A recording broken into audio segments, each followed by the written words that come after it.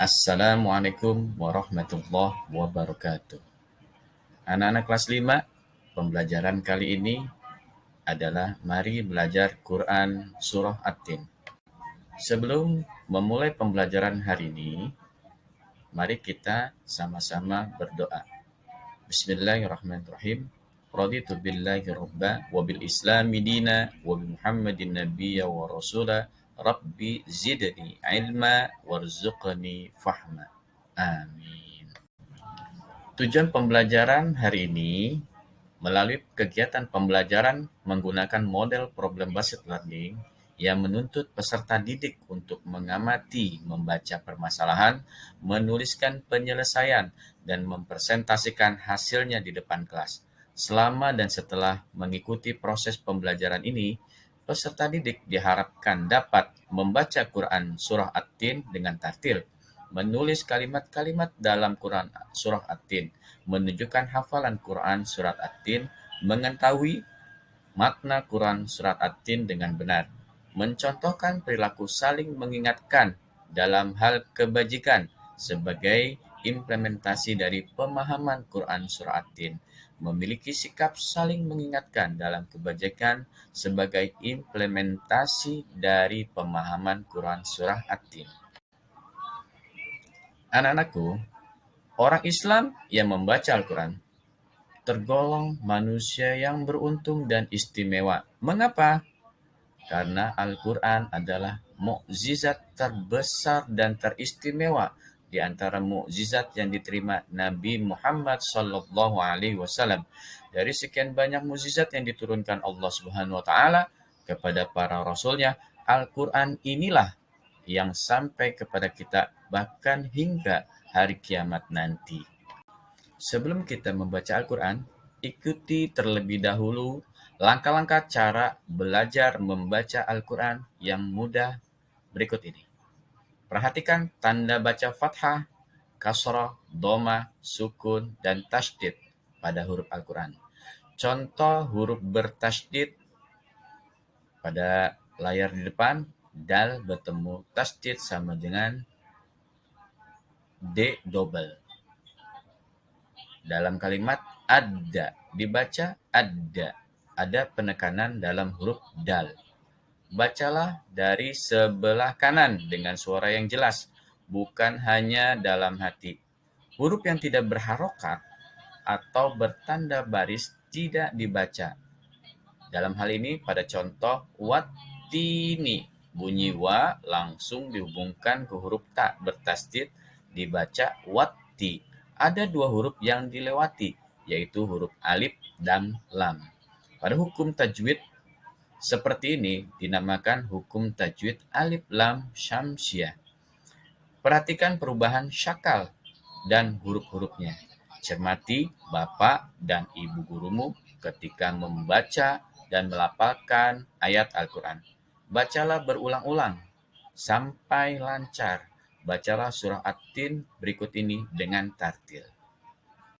Sebelum kita membaca Quran surah At-Tin, di sini ada contoh-contoh huruf Al-Quran yang dapat disambung atau bersambung ke kiri ataupun ke kanan. Pada kanan, huruf asli ya. Ya, di awal ya bisa disambung, di tengah ya bisa disambung, dan di akhir ya bisa disambung. Dibaca ya yiyu. Begitu pula dengan ko. Ko di awal, ko di tengah, ko di akhir. Disambung jadi ko kiku. Lanjut huruf do. Do di awal, do di tengah, dan do di akhir. Digabung menjadi do di du. Lanjut huruf zo. Zo di awal dan zo di akhir, di tengah dan di akhir. Disambung menjadi zo zi zu. Seperti yang tertera pada di gambar. Kaf di awal, ki di tengah, ku di ujung atau di belakang dibaca kakiku. Nah, berikut ini adalah contoh huruf yang dapat bersambung hanya ke kanan. Ya, hurufnya seperti huruf ro. Ro di awal tidak dapat disambung. Ro di tengah tidak dapat disambung. Tapi ro di akhir dapat disambung. Begitu juga dengan waw. Waw di awal tidak dapat disambung, waw di tengah tidak dapat disambung, waw di akhir dapat disambung. Anak-anakku, marilah kita baca Quran Surah At-Tin. A'udzu billahi minasy syaithanir rajim. Bismillahirrahmanirrahim. Wattini wazzaitun. Jika dipenggal, dibaca wattini wazzaituni. Ayat yang kedua, watturi sinin. Jika dipenggal, watturi sinina. Yang ketiga, wahazal baladil amin. Dipenggal ayatnya, wahaza al baladi al amini. Atau dibaca wahazal baladil amin. Yang keempat, laqad khalaqnal insana fi ahsani taqwim. Laqad, huruf qalqalah, khalaqna, ada qalqalah sugra, al insana fi ahsani taqwimi. Dibaca laqad khalaqnal insana fi ahsani taqwim. Ayat yang kelima, thumma radadnahu asfala safilin. Thumma radadnahu asfala safilina.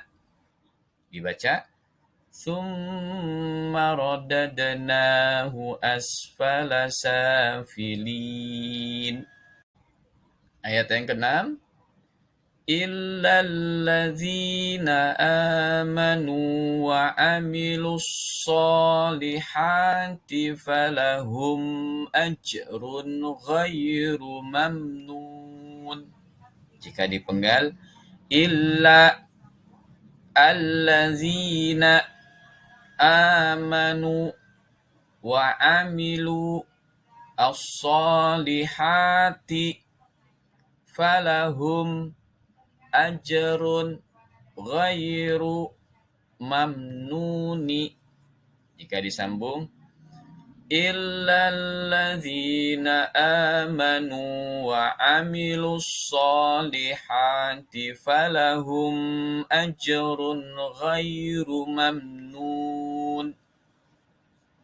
Selanjutnya ayat yang ketujuh, fama yukadzibuka ba'du biddin. Dipisah, fama yukadzibuka ba'du biddini. Jika digabung, fama yukadzibuka ba'du biddin. Yang terakhir, yang ke-8, alaisallahu biahkamil hakimin.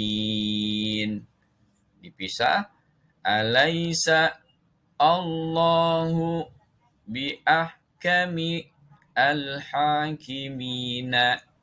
Jika disambung, alaisallahu biahkami ahkamil hakimin. Nah, setelah kita membaca Quran Surah At-Tin, Quran Surah At-Tin mengandung makna, yakni ayat pertama menjelaskan bahwa Allah bersumpah dengan buah tin dan buah zaitun. Sumpah menunjukkan kesungguhan Allah Subhanahu wa taala di dalam memberikan peringatan kepada manusia. Ayat ini ditujukan kepada bangsa Arab waktu itu.